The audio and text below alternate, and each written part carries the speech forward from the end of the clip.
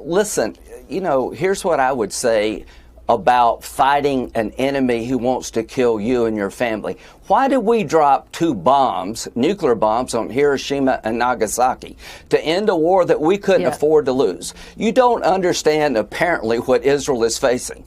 They're facing 3 groups. Iran, who has received $80 billion in aid. When Trump left office, they were exporting 300 barrels of oil a day. Now they're at 1.3 million a day.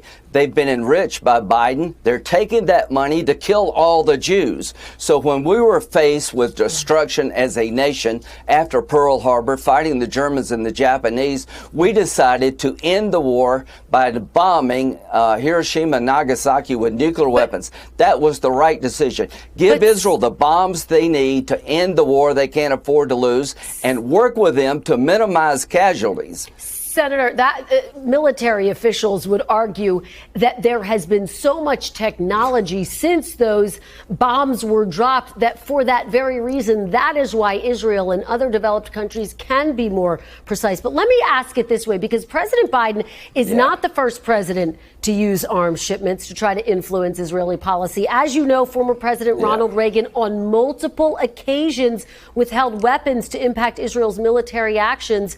Did President Reagan show that using U.S. military aid as leverage can actually be an effective way to rein in and impact Israel's policy?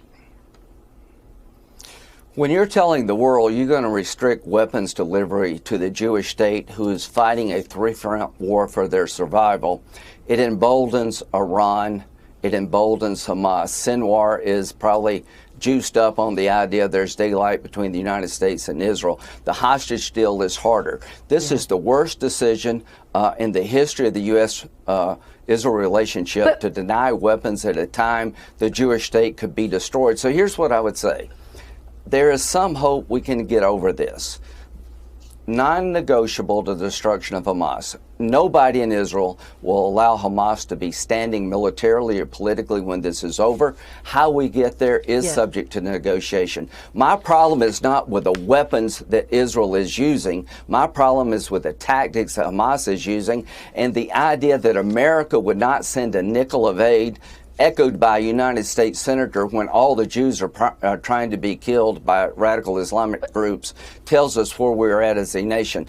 The Republican Party is with Israel without apology. Well, historians would say, why is it okay for Reagan to do it and not President Biden? But let me ask you about why is it okay? deal. Well, can I say this? Why is it okay for America to drop 2 nuclear bombs on Hiroshima and Nagasaki to end their existential threat war? Why was it okay for us to do that? I thought it was okay. To Israel, do whatever you have to do to survive as a Jewish state. Senator, again, military officials say whatever the technology has changed. But let me ask you about how all these of this military could officials impact. that you're talking about Let me ask you are something. full of crap.